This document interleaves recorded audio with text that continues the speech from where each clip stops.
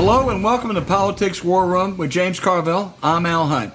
Thanks for joining us. This week we are joined by Admiral James Stavridis. This is really a guest, James. He's a former Supreme Allied Commander of NATO, and man, he's got more honors and done more things than most people we've ever known. Remember, we take your questions each episode, so write in to politicswarroom@gmail.com or send a tweet to @Politicon for next week's show. We'll get to as many as we can. Don't forget, tell us where you're from. And please check out the link to this week's sponsor, Magic Spoon. We love Magic Spoon. Check out the links in the show notes. We thank you for supporting our sponsors. It really helps make this podcast happen. Please tell your friends about us and remind them to subscribe on Apple Podcasts, Spotify, Stitcher, or wherever you get your podcast. All right, James, let's start with the issue of crime. Violent crime, declining for years, has seen an uptick in the final Trump years and indications of a surge this year in big cities, at least, New York, Chicago. And Republicans, while decrying this, are actually celebrating. They see this as a big winner for them. It strikes me it's a legitimate worry that Democrats are divided and even incoherent on this. There's still a defund the police part of the Democrats, not very big, but they make a lot of noise. That's not a very welcome message in a crime surge. No, it's not. And it is a small minority of the Democratic Party. And we have to, if anybody wants to do anything, we all complain about the 94 crime bill. Well, look at the crime 10 years before that passed and then 10 years after it.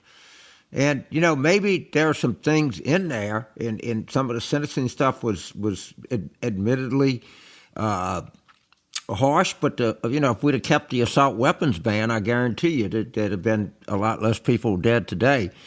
And the Democrats have to be very aggressive because, remember, we had declining crime rates in this country from the early 90s up until the last year of Trump's administration.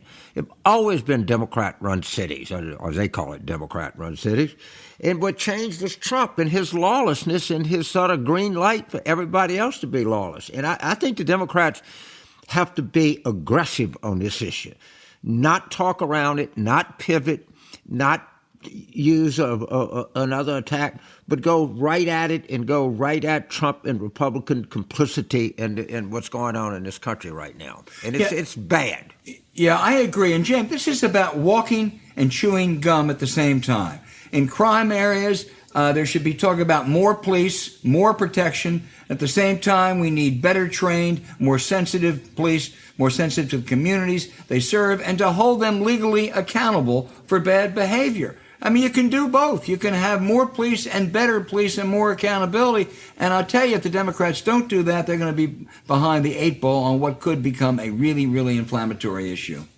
Completely agree. And there is utterly no reason that you can't, improve policing. And look, some of these cities are just understaffed. They got to be brought up to the level. But if you don't do that, if you don't talk about it and you don't do it, you're going to pay a price at the ballot box. So you don't have any other choice but to do this. Well, not only that, but, a number of the defund the police advocates represent minority communities. They're the ones that are being hit by crime waves. They're the ones that are suffering. They're the ones that are being victimized. They're the ones that need more but better protection. Yeah. Hello, Mayor Adams. Yes. Look at where his vote came from. Right. Okay? And a lot of these, and I try to say this as honestly and delicately as I can, but a lot of the more progressive people, I'm sure that they respect everybody because that's the nature of extreme progressivism, but they're actually contemptuous of a majority of the black voters. They didn't like that Biden, who got overwhelmingly nominated with overwhelming support from the African-American community. The same could be true, said of Eric Adams, of other people. And they don't like choice. They just ignore the wishes and the priorities of the actual black voter. Yep. And it's a kind of arrogance that needs to be pointed out to people. It does. James, let me turn to another issue where I think arrogance needs to be pointed out to people, and that's the January 6th Commission. It is appalling. It is appalling that it's taken the House 6 months to start a commission to look into the most violent mob assault on the United States Capitol in history, one that tried to overturn a legitimate election that Trump lost. This is a searing indictment of Republicans who are petrified to offend Trump, who incited that mob. You know, what I was reading, and you understand this better than I do, what Pelosi and Schumer offered the Republicans, I think was like, it's unbelievable. They were going to have equal subpoena power. They were going to have everything. And then the Republicans voted it down. Right. And now they have this. I'm kind of, I'm kind of pissed at, Pelosi, who I worship. Schumer was like one of the hardest working, diligent guys ever. They were going to give him the store to get this. Right. And these idiots didn't take it. Well, that's a simple reason. They don't want to do anything that offends Donald Trump. He dominates everything that they do. But now, James, this is what I love. This was on CNN and other places today. Kevin McCarthy's strategy, now that he's going to appoint Republican members, is to blame it on, now, are you ready for this, James? He's going to blame it on, I know, James, this is going to really, really shock you. He's going to blame it on Nancy Pelosi. There is no big lie they won't resort to. Kevin McCarthy, I once sort of thought was a shrewd conservative, not very deep, but at least shrewd. But he believes in nothing. He will always put his political interest ahead of the country. And in looking at Republican speakers over almost 7 decades, John Boehner is a giant, a political Paul Bunyan compared to the rest. Newt Gingrich's the most ethically challenged speaker in history, only one to be sanctioned by the House. Dennis Hastert, a sexual pervert. Paul Ryan, who didn't want the job and got trumped. And now McCarthy, a cipher. I'll tell you something, whatever our criticisms of John Boehner, he looks awful good in that group. First of all, never ever forget to mention Dennis Hastert, the longest-serving Republican speaker in history. Right. All right? And convicted pervert. Pervert, right. I did. Okay. Now, you said that, but I'm just adding that kind of thing. We ought to give, honorifics where honorifics are due, for sure. So Kevin McCarthy, for a long time, I don't know if I ever met him, but people would say, James, he's just a really political guy. He likes to, look at districts and swing districts, and he reads everything, and he's kind of personable if you knew him. And, he's, Republican, but he's not ideological. Well, what he is not ideological. He is just a really weak man, really weak. I mean, that's all he is. I mean, totally. No other word to describe it. No. And I'm sure at some level, if he wants to be, he can be affable or charming, but he is at his core a very weak man. No, I spent a bunch of time with him about 10 years ago, and you're absolutely right. He is interesting, he's fun, he's engaged, he has encyclopedic knowledge of congressional districts. He deserves credit for their 2010 landslide victories, but I'll tell you something, he is weak. As I said, he is just a cipher. One other thing, the Supreme Court upheld the Arizona restrictive voting laws this week, and at the end of the session, it really does underscore that for all the navel-gazing about how this court may not be as conservative as advertised and it really is unpredictable, when it comes to political and moneyed power, this is a Republican court that will protect those interests. And it just underscores the absolute criticality, I may have made that word up, of the Senate passing a voter protection bill, Joe Manchin's bill, and then getting the best lawyers, our friends Seth Waxman and Walter Dellinger, to defend it because it's going to be a bloody battle. Well, again, this court, the press is, and our friend Walter Dellinger really got this, they're pathetic. Okay, that's the only word. They took the head fake. This court has never, ever singularly one time voted against Republican political power or corporate monetary power. Right. If you don't understand that, they'll give you a head fake on they don't care about gay marriage. It's the last thing they care about. What they care about is having Republicans in power to protect corporations from making as much money as they possibly can while paying their employees as little as they possibly can. That's all That's all they're about. They're about, at their core, that's who they are.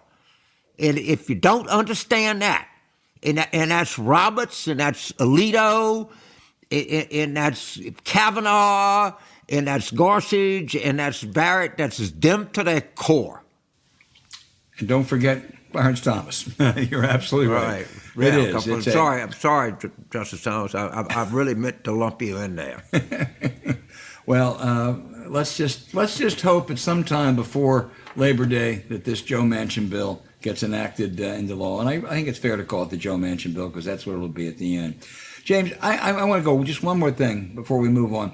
As we've been predicting, every week there will emerge a new slime or crime committed by Donald Trump that we didn't know about before. 2 books. Michael Wolff claims that Trump wanted to call off the 2020 election using COVID as an excuse. And Michael Bender reports that in an argument with his chief of staff, John Kelly, Trump praised Hitler for reviving the German economy and wondered why we joined the Allies in World War II. I don't have a lot of confidence in Michael Wolff, frankly, although that anecdote rings true. But I work with Michael Bender. He's a terrific reporter, and I have no doubt the Trump-Hitler remarks are true. The question, James, is, will it matter? Does it register? All right, let's take General Kelly. So he's a 4-star general. By the way, he just really defamed a congresswoman from Florida, terribly mistaken, and didn't have the courage to admit it. All right? That let's start there. The second thing is, why didn't you quit? Walk out. Right? You were working for a guy that would not go to honor the people that fell at Bellawood. You were working for a guy that thought that Hitler was doing the good things, and you knew all of that, and you stayed on. I don't know what's wrong with it. Are you surprised? And now, of course, he says he's the most flawed person he's ever seen in his life. Well, why didn't you quit before Trump fired you? That's the question. You're a 4-star Marine Corps general, man. Exhibit some courage. Yeah. Well, I couldn't agree more. But I still worry that this is just not going to register, that people are locked in. And I mean, this is amazing. I mean, I just imagine for a second that Bill Clinton or Barack Obama or Joe Biden or any Democrat you want in a moment, someone said, well, Hitler did some good things. My God, their career would be over that day. But just think if Bernie Sanders said, well, there were good parts about Stalin. Right. Okay? But some of this is like, in the most insightful thing that Donald Trump has ever said in his entire life, and it has turned out to be the truest words to ever come out of any politician's mouth. I could shoot somebody in the middle of Fifth Avenue, and it would not matter. Well, this is the acid test. He was right. The Hitler-loving former president. They don't care. They like Hitler. You shitting me? You think they're upset by that? He's exciting the base. Well, we're gonna move on. We have a fabulous guest coming up.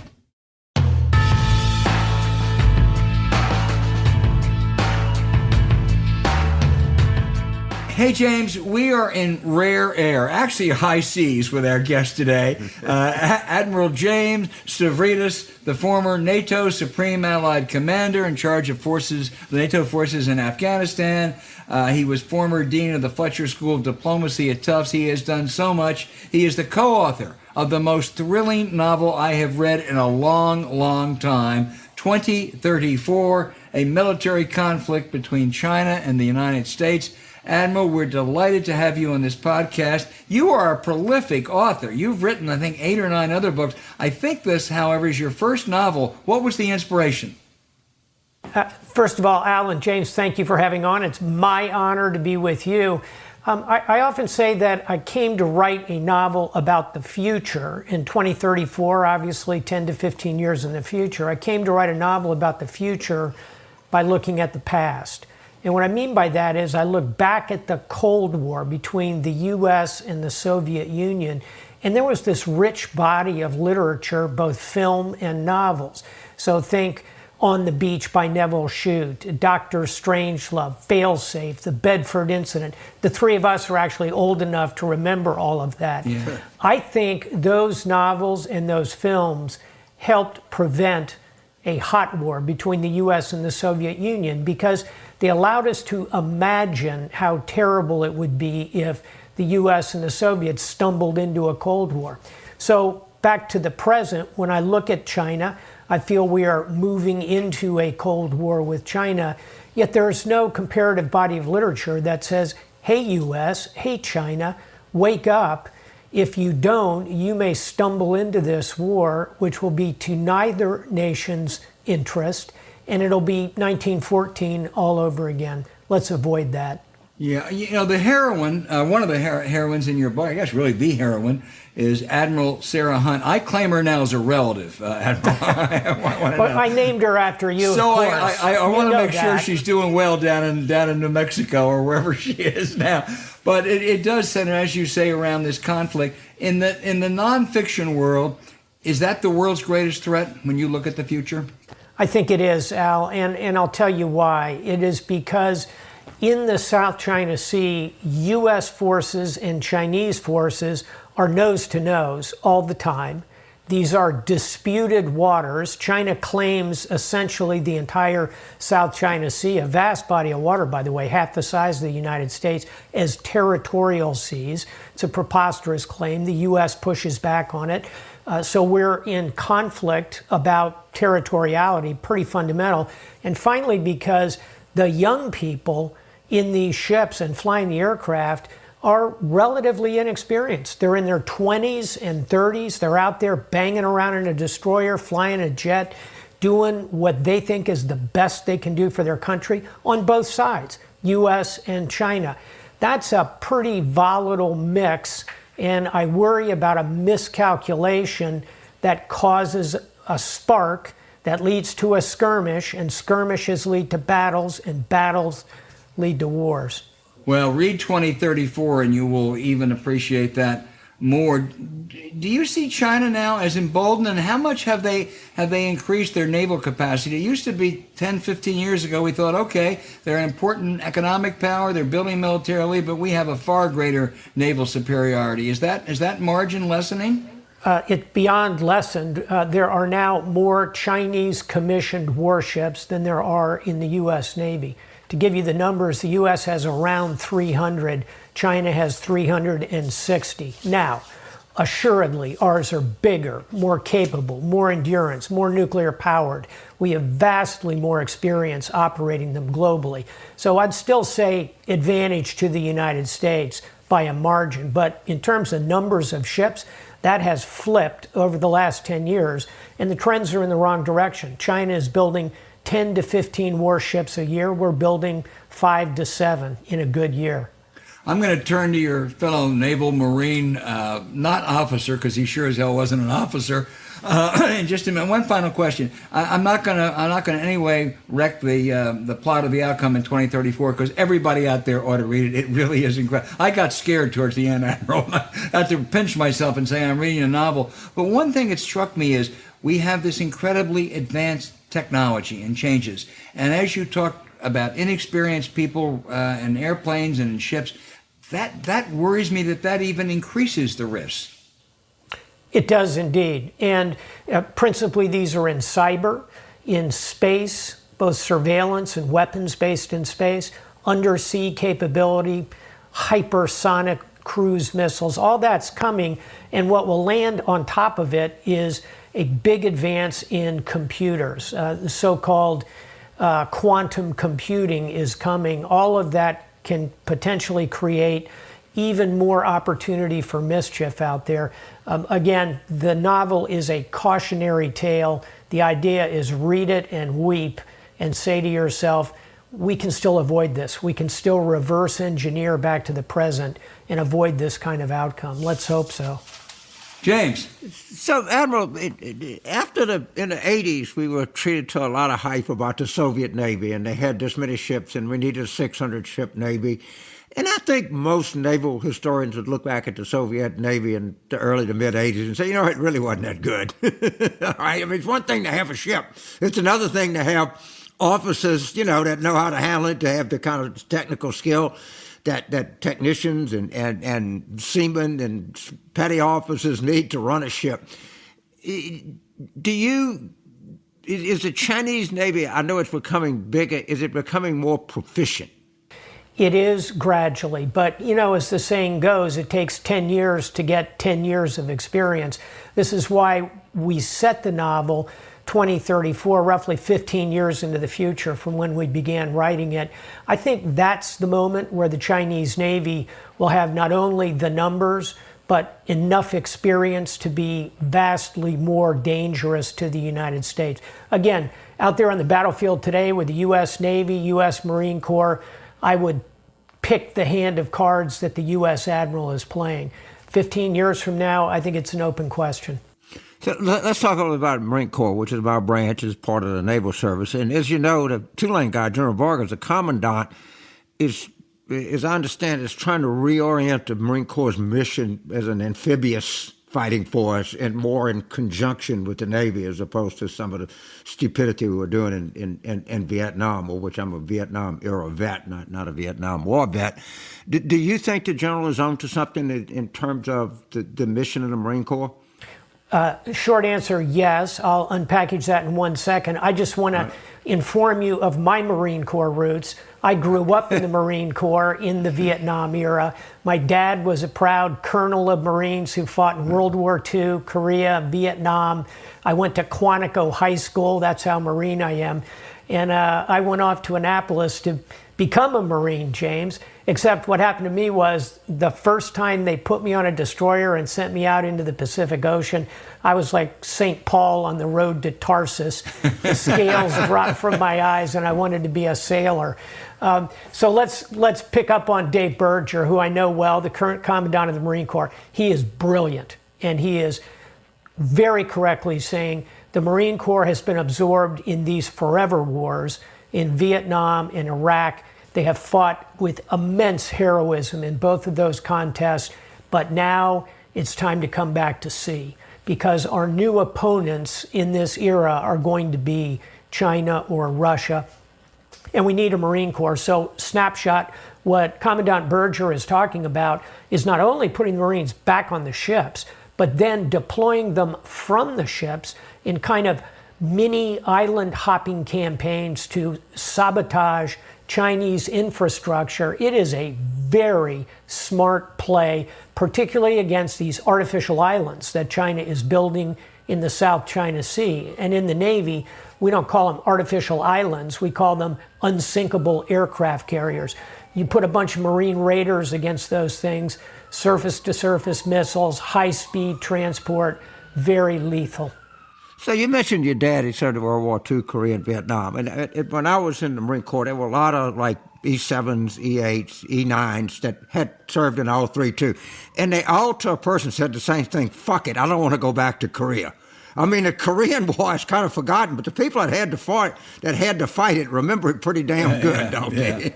They do, and a marvelous book about it is The Coldest War, which kind of summarizes people's memories. I remember talking to my father about it, and he just remembers being bone-chilled. He was a second lieutenant, first lieutenant, up on those ridges, really a hard fight for the Corps. Right. Like I'm saying, these guys remember that. I mean, no one wants any war, and they're all horrible and they're all hard, but they remember being cold in Korea, I can tell you that. So, this is a kind of off-the-wall question, but you talked in your book about the harbor pilot in the Suez, and you didn't give him, cigarettes. You gave him a cap, and he was unhappy, and how a lieutenant saved your career by telling you. He said, go this way, that way. Is harbor pilots a giant scam around the world? Where you have to go in Louisiana, literally, these guys make $750,000 a year. There's a story about in every harbor that you go into that I know of in the world, you have to hire a local guy and maybe that was necessary when you had single screws and you didn't have, I mean, can't a good ship driver take a ship in almost any harbor in the world right now without a lot of danger?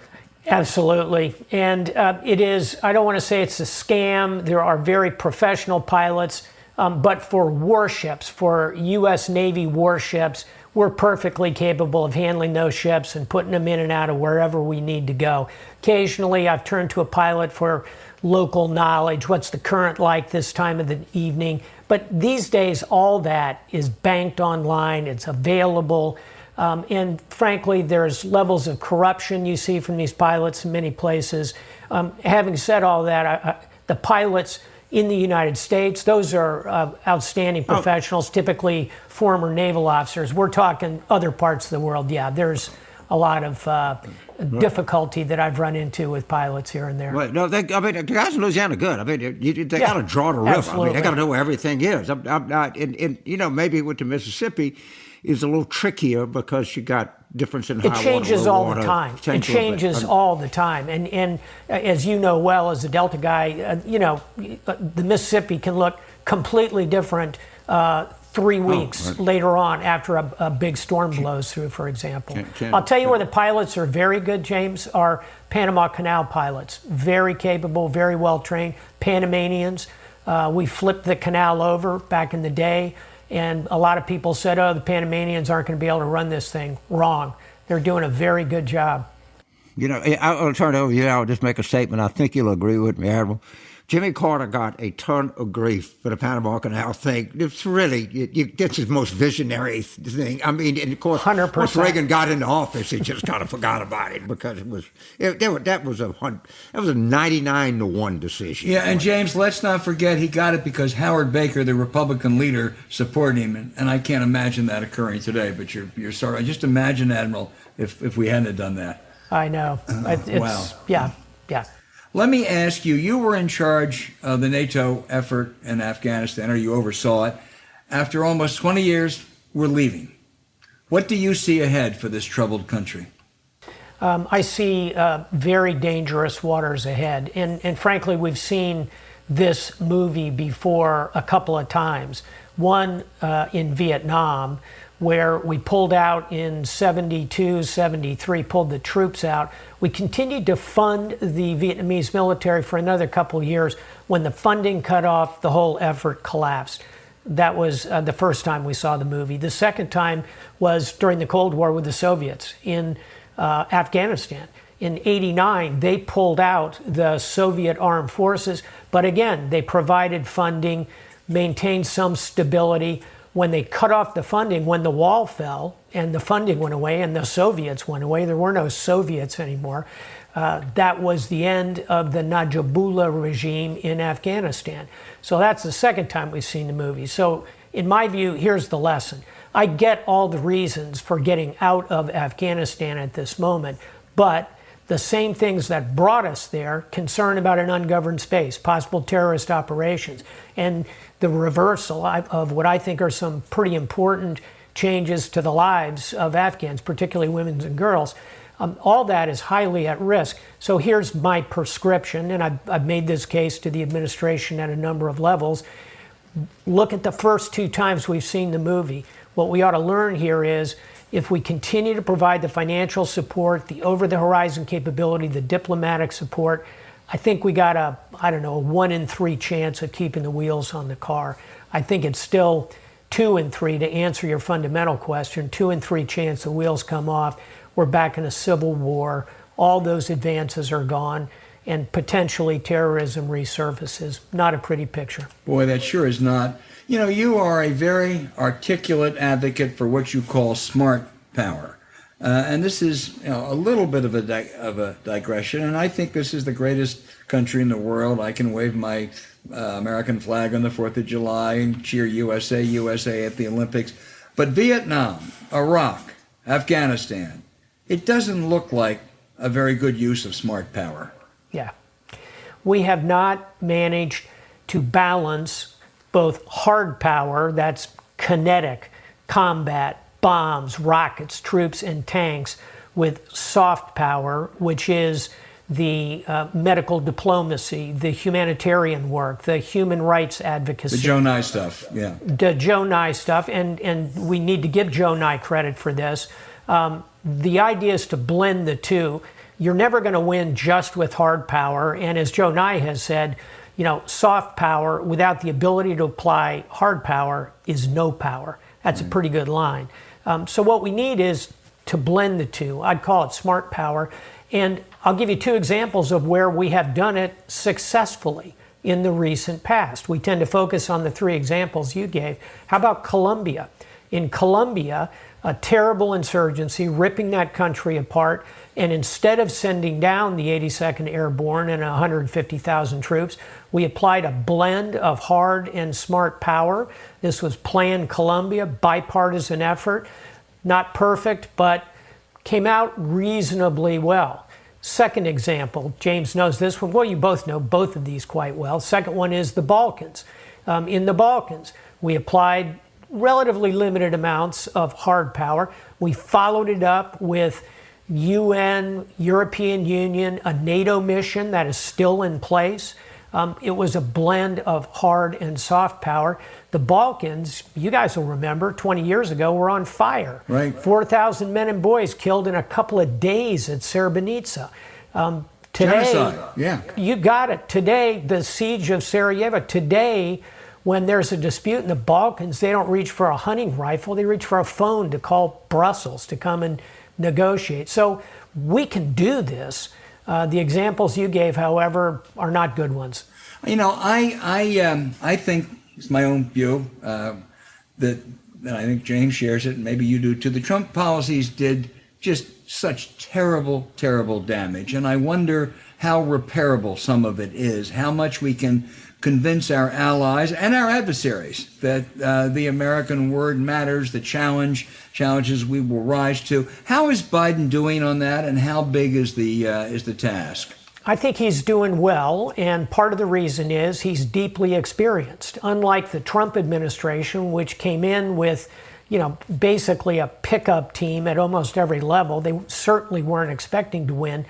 Joe Biden's team is everybody stepping up a notch. In other words, Tony Blinken goes from being the Deputy Secretary of State under President Obama to now he's the Secretary of State. You see Joe Biden was the Vice President, now he's the President. My good friend Lloyd Austin was Four-Star General Austin, now he's the Secretary of Defense. So A, these are very experienced people. B, they are very well known around the circuit. They have high credibility. Number three, it's a very collegial group. It's a no drama kind of crowd, and the international world appreciates that. And finally, policy-wise, we're moving to reinstate things like our engagement in climate. The Paris Accord, we're back into it as we should be. We've appointed John Kerry to kind of shepherd that, an individual of real stature internationally. So it's both the optics, if you will, the individuals selected, but it's also the policies that we're now adopting. So I think they're off to a good start, and obviously it's very early days. James. I'll just make a comment. I'm married to a Croatian, so I'm familiar with the Balkans. I did not know that. And Bismarck, who I've really kind of come to admire in many ways, said the next war would be started by some damn fool thing in the Balkans. And of course, he was right. It was some damn fool thing in the Balkans. No, August 1914, back to where we started, it's like the South China Sea now. You can see it coming. Right? Yeah. The lights are going out all over Europe, so it would great. So, Admiral, out of our education, and we talk about the Atlantic and the Pacific, and we study it, and we learn history, and it's the largest ocean in the world, and the second largest, and everything else. I tend to think from reading your book, you think the Arctic and the Indian Ocean might be as relevant as the Atlantic and the Pacific Ocean going forward. Could you expand on that a little bit for us, please, sir? I can, sir. These are both zones of immense potential which have been largely untapped. Neither has experienced war. I mean, you could walk across the Mediterranean stepping on the bones of sailors. Same with the North Atlantic, same with much of the Pacific. Neither the Indian nor the Arctic Oceans have experienced war. Thirdly, these are two bodies of water that are geographically going to be hinges in the developing geopolitics of this century. The Indian Ocean, because of how it is parked between China and China's objectives. You know, China's strategy is one belt, one road. I always say it's got one problem, and that's India, because India sits athwart those sea lanes of communication. So Indian Ocean, critical in the great game between US, India, China. And then to the north, kind of the same thing applies. Here you've got Russia on one side of the Arctic, and on the other, what do you have? 5 NATO nations: Canada, United States, Denmark by virtue of Greenland, Iceland, and Norway, and 2 close NATO partners, Sweden and Finland. So up there, when you conjoin the fact that global warming is melting the ice, it's going to open up vast troves of natural resources and shipping lanes. There's going to be a lot of dynamic up there between NATO and Russia, and a lot of dynamic in the Indian Ocean between India, China, US, and Australia, by the way. So those are 2 bodies of water that have been kind of, if you will, backwaters, despite the fact that the Indian Ocean is vast, 3rd largest ocean after Atlantic and Pacific. But until now, the gaze of human competition has not turned to them. It is coming. Well, if you want to further appreciate the relevance of India, read 2034. But Admiral, one final question. You served, I believe, as an assistant to Donald Rumsfeld at one point. I knew Don Rumsfeld in his first incarnation, where I thought he was. I didn't necessarily agree with him, and he could be arrogant, but he was one of the most impressive, smartest guys I'd ever seen in government. I think the second act was kind of a shame. I think it kind of changed the Donald Rumsfeld legacy. Is that unfair? I think history will be the best judge of that as we get further from the events of Iraq and Afghanistan. But I'll say this about him. Here's my trajectory. The guy promoted me to ensign the day I graduated from Annapolis in 1976, and he pinned on my 4th star in 2006. Now, never laid eyes on him in the interim, but talk about longevity. That's kind of my point, Al. Hard to find another figure in American history with more impact, longer period of time, other than a handful of presidents and a George Marshall and a Colin Powell or 2. Yeah. So he's got longevity, he's got experience. I think history will judge how he comes out, but I'll tell you this, from having spent 2+ years around him, 12 to 18 hours a day, effectively as his military chief of staff. Hard boss. I mean, toughest boss I ever worked for. Talk about a guy with an eye for a flaw. Brilliant, smart, experienced, and dedicated to the country. Those are pretty good qualities. Let's give it a decade and look back on the accomplishments across the 50-year spectrum of his career. So, Admiral, I'm forced to ask you this. How does history regard the Iraq War? Well, all right, let's wait for the verdict 10 years from now. Okay, let's wait for the verdict. But give me how history's verdict will be more favorable than the verdict we have now. Yeah, and you can dispute this, but I'll give you the counterfactual. Would be, say we hadn't gone in there, say Saddam Hussein were running the country. Right about now, he'd be dying of, you name it, prostate cancer, whatever, and he'd be handing over the keys to that kingdom to, you remember them, Qasim and Hassim, his 2 psychopathic sons, who would drive around Baghdad, pulling women off the street, taking them back, raping them, and then tossing them out the doors of the palace. This was not a good situation under Saddam Hussein. Is it going to be better in a more pluralistic, with Shia and Sunni and Kurd working together? So far, doesn't look great. And you may be correct that it turns out very badly, and Iraq, which was always a dream of the British to put it together, kind of finally splits into 3 different competing entities. We don't know. But my counterfactual would be Iraq wasn't exactly Switzerland when we rolled in there. No, it wasn't. But, we will see. I just want to say to everyone out there, you've got to read 2034. Your co-author is Elliot Ackerman. And a Marine. Don't forget it. My co-author is a Marine. Yeah, yes. Yeah. And I want to tell you, when you get to page 200 or whatever it is, if you're not scared, then I'll tell you, you're a braver person than I am. Admiral, this has really been such an honor to have you. Thank you so much, and we look forward to seeing you again. So appreciate it. And love your story about Hong Kong Harbor. And you're right, when I went to Hong Kong, I couldn't believe there was a place that was that harbor that was that beautiful, you know. Flying in there, wow. Okay, thanks again, Admiral. I got one last thing to say, which is, James, thank you for your service. And Al Hunt, thank you for your service as a journalist. We don't thank our journalists enough for bringing us the truth, telling us what's real and what isn't. I honor the profession of journalism as surely as I do that of the military. Well, and you have great experience in both. You're not only one of the most honored and decorated military leaders of all times, but you're one heck of a journalist. I used to read you when I still read you in Bloomberg when I worked for Bloomberg, and you're in the New York Times, and you've been on NBC. So, our profession has been elevated when you retired from the military. So thank you. Just one thing I say, I was reading about your family, and part of your family was Greeks that grew up in Turkey, and you have to know diplomacy if you're a Greek that grew up in Turkey. Wow. So true. It takes some diplomatic skill to do that. Wow. Thank you again. You've been a great guest. Take care. My honor. Thank you, sir. Thank you, Admiral. Okay. Thanks, Thank you, guys. Bye-bye. Bye. And now a quick point we want to make. Food's got to be fun and delicious. It's a rare combination, but you can just ask my grandson Kai. And at any age, James, you and I know you won't be able to get enough of our favorite snack breakfast and all-around delicious treat, Magic Spoon cereal. 0 grams of sugar, 13 to 14 grams of protein, only 4 net grams of carb in each serving. It's only 140 calories a serving. It's keto, gluten-free, granite-free, soy-free, low-carb, and GMO-free. You can get a variety pack or build your own box, customized with your own flavors of cocoa, fruity, frosted, peanut butter, blueberry, and cinnamon. James, I know you love to put those packages together. Right, I do. And, most great wines are blends.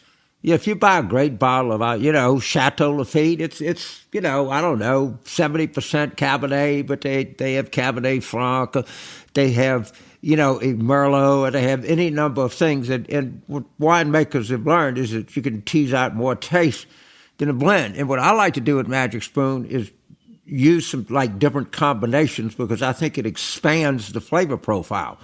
And what I really do like about this product is it's not something that is good for you that you have to gut through it. It's actually very tasty, and with a little creativity, you can make it even more tasty. It's one of those rare things that's good for you and also you like. Doesn't happen very often. Go to magicspoon.com/warroom to grab your delicious cereal and try it today. Be sure to use our promo code WARROOM at checkout to save $5 off your order.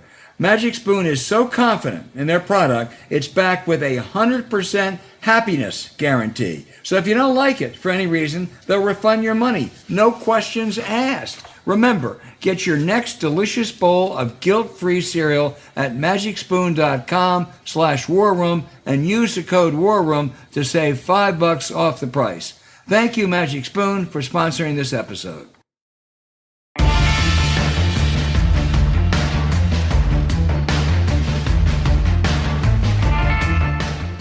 All right, James, now we go to our listener questions. Always good. Our answers usually are okay.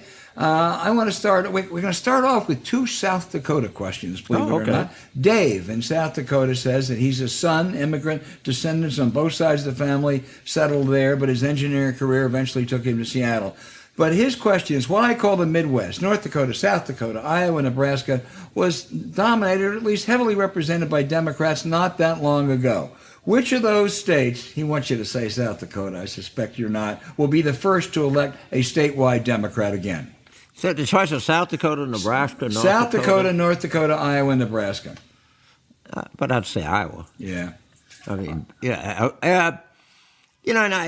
things, the ground can shift there pretty good. I don't see the ground shifting in North Dakota and Nebraska anytime soon. And South Dakota is hard to see, although both South Dakota and North Dakota are really prosperous in the eastern part of each state. Yep. And I would defer to to locals, but there's a lot of high-tech educated people in eastern South Dakota and eastern North Dakota. So I wouldn't say it's hopeless. Right here, Tom Daschle, with George McGovern. I mean, there's been some of the who was the like the Lebanese, Jim Averesk. Yeah, he was you knew him, didn't you? I knew him well. He was we lived in the same building. He was quite a character. No, but and North Dakota had Ken Conrad. Quentin Burdick who was Senator Dorgan. He was a good guy. Brian Dorgan was a good Senator Conrad's a great guy. Great guy and great baseball fan. But I think the tides. It's going to take a while to turn back. I agree with you on Iowa, though. Iowa has not moved as far right as people suspect. Obama carried it handily. In 2018, they won 3 of the 4 congressional seats. They ran a good guy for governor, the Democrats, but he was a terrible candidate. And, the current governor's doing a pretty lousy job. Maybe we'll see. Second question from South Dakota.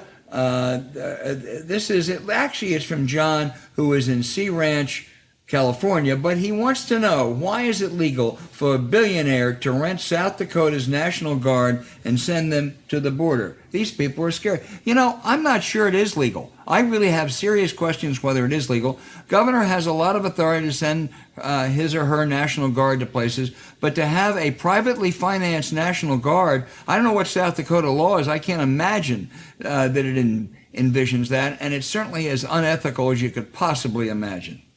I don't know who this guy is. What kind of human being has that kind of money? I'm sure he made it honestly. He lives in Tennessee too.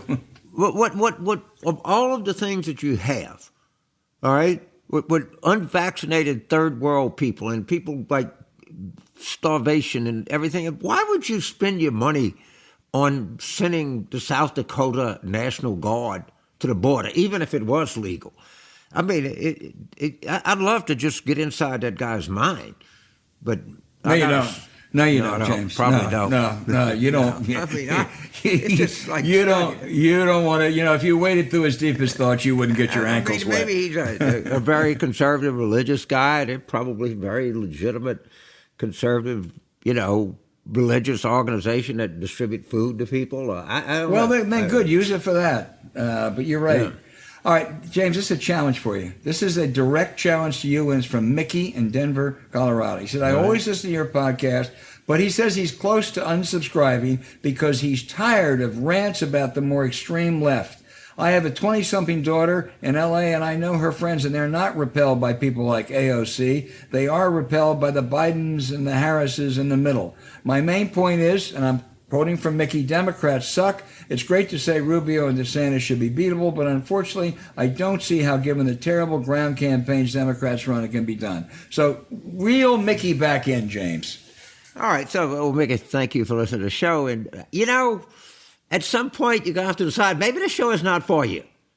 If you really think the problem in Florida is we don't canvass enough, okay, that opinion that you have, it's not going to be an opinion that's going to be shared by the host of the show. And that is always and I'm a liberal, okay, let's be very clear here. I am not a leftist. Look, my children are my oldest daughter's way to the left of me. That's not unusual where people's younger kids come home and they say, oh my God, you can't believe how well, yeah, but that's not all young people. That's a select group of young people. But I got to tell you, I hope you continue to listen to the show. You come from a great city. I love Denver, but I just don't think the problem that we have in Florida is a lack of canvassing. Yeah. No, I think you're right. And I would say to Mickey, I too hope you'll still listen to the show and write in when you disagree with us. Look at your home state and Michael Bennet and John Hickenlooper and the terrific members of Congress that have been elected from that state. They really are, I'm sorry, in the Pelosi, Biden, Obama, Clinton mold. But anyway. All right, I also want Mickey to talk to Julie in Livermore, California, who says, thanks for Politics War Room podcast. I've learned so much from both of you and your guest. And her question is, there's going to be a recall in California in September. Would you explain to your audience how recalling Governor Newsom and replacing him with a Republican colleague could change the balance in the U.S. Senate? It's very concerning, as Dianne Feinstein is 88 years old. You just nailed it, Julie. It would be a scary proposition for Democrats if a Republican with the authority to appoint a senator if there's a vacancy is elected in California, not to mention what the policies might do to Californians. Gavin Newsom has sometimes been clumsy, but he's done a pretty darn good job on COVID in a state that's been stricken very badly. I think this is not like Gray Davis in 2003. I think that Newsom will win the recall. It's a totally unnecessary expenditure of funds. But I think on September 15th, 2021, Gavin Newsom will still be the governor of California. All right, this is just the rich California Democratic consultants getting ridiculously rich. Right. I mean, if you want to be in politics and you want to make money, go to California, dude. They make more money with these ballot things and recall elections and God knows what not than you can imagine. This is a statistic that I read, and our listeners can check it out, but I think it's right. The California state budget surplus is higher than the entire state budgets of all but 4 states. So we're treated to this thing that California is this massively incompetent, bureaucracy that just bleeds money and has no sense of fiscal responsibility. Well, the fiscal condition of California is more than sound. I mean, even I, who like big public spending projects and everything else, maybe I ought to give some of it back. Yeah. They had a $73 billion surplus.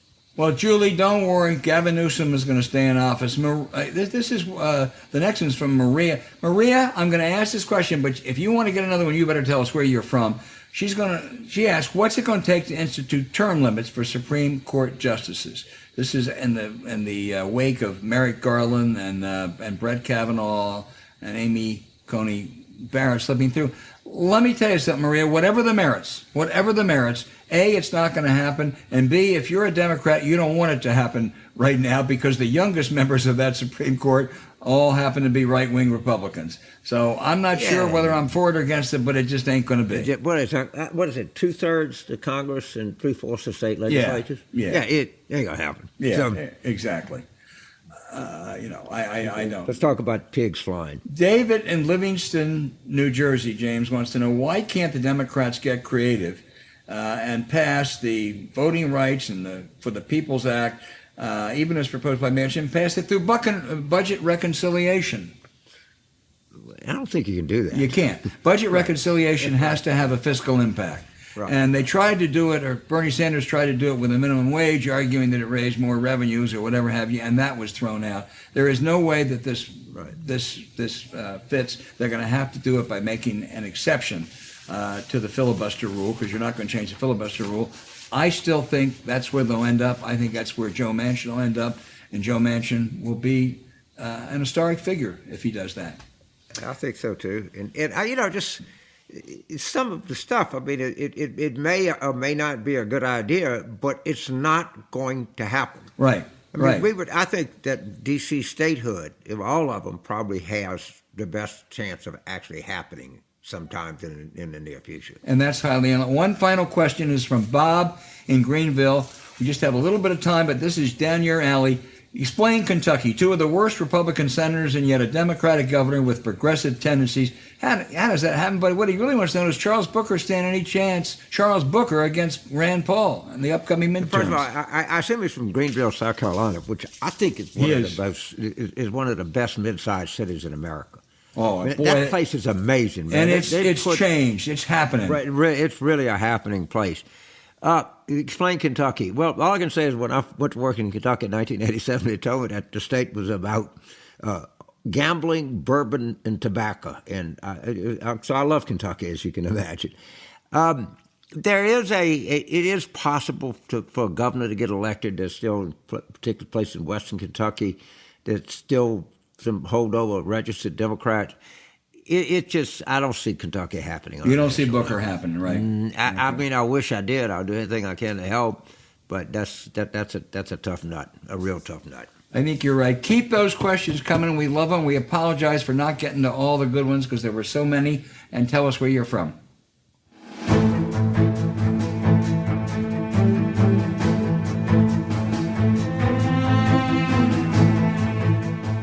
All right, James, now for the outrage of the week. The Washington professional football team and its owner, Dan Snyder, not only have become an embarrassment to a town that once revered them, they also were accused of very serious multiple offenses of sexual abuse and harassment over the years. The National Football League promised a thorough investigation into this really, really serious stuff. Instead, it was a sham, or as the great sports writer Sally Jenkins wrote, it was just like the franchise's culture rotten. Snyder was fined $10 million chump change for the billionaire mogul. His wife supposedly is in charge of the team. Sure. Worse, these findings basically are a cover-up. Little transparency, no written report, no specific answer. The charges against Snyder himself, no conclusions. The NFL swept it under the rug. James, I was a Washington season ticket holder for 17 years, starting when our friend Norv Turner was the coach. With my wife, I even sat in the owner's box a number of occasions. My son liked using our seats to take a friend. No more. I stopped 4 or 5 years ago. I don't plan to ever go back again, but we still have the Washington Nationals, James. Well, it's not much giving up the Washington Redskins. They ain't worth a shit. Okay, in addition to everything well, it's like what you give up for land. Right, but you give up for land. You give up something you don't like. Right. Okay, that's kind of thing. I guess my outrage is it goes back to like DeSantis in the Florida legislature passed a thing to get attitudes of students and teachers. Now, according to John Chaders, who are we all the time, an idiot by the name of Eric Kaufman wrote in the National Review that the government should enforce ideological neutrality on campuses because a survey said that Ivy League women overwhelmingly didn't want to date someone who liked Donald Trump. This is how insane these people are. And then in the same news cycle, you have Tucker Carlson talking about teachers having to wear body cams to see what they're teaching.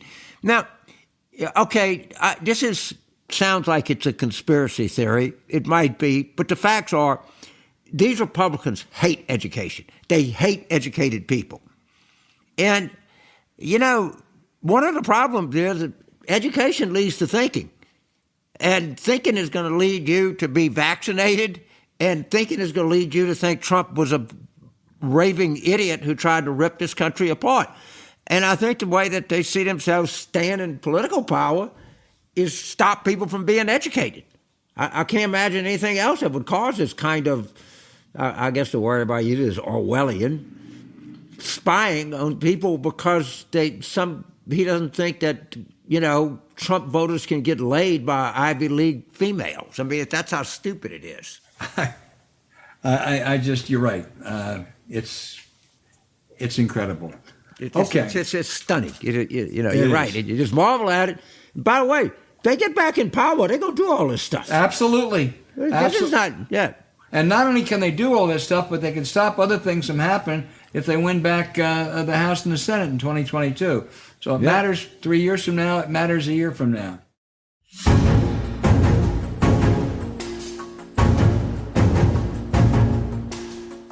Hey, thanks for listening to Politics Warroom with James Carville, and I'm Al Hunt. Don't forget to send your questions for us by email to politicswarroom@gmail.com or tweet them for next week's show at Politicon. Following this episode, we would really appreciate it if you check out the link to our sponsor, Magic Spoon. We really thank you for supporting them. When you do, you help make this podcast happen. To keep up with us, subscribe to Politics War Room on Apple Podcasts, Spotify, Stitcher, or wherever you listen. And please rate the show with a 5-star review. We'll be back next week with another show as we continue our War Room planning.